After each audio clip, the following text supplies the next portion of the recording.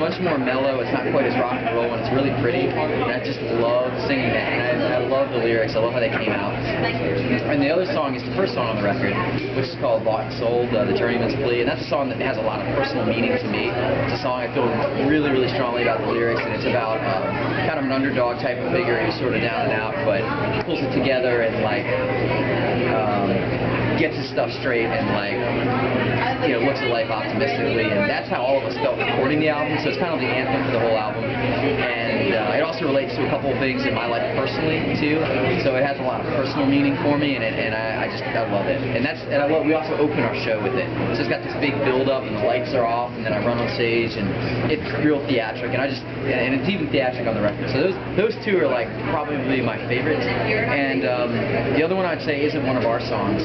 We cover the Pixies a lot. The Pixies were a big influence on us, probably more musically than lyrically, but from a musical perspective, the Pixies are a huge influence on us. And we cover some Pixie songs every once in a while.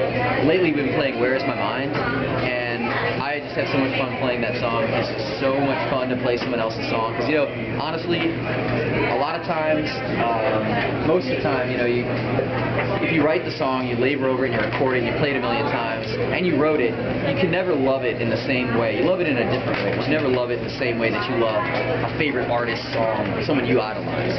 And sort of like Frank Black and the Pixies, that song Where's My Mind is like, I just love it so much, and I love playing it. I go completely out of my mind when I play it. I'm like on another planet, and it's a great feeling. So how many albums do you have out today? Well, Conshafter, as Conshafter, we have 4 full-length records and a couple EPs. But Conshafter, when it started, was really a studio project between Dave and myself, and a number of friends of ours that were musicians that we, that just came in and played.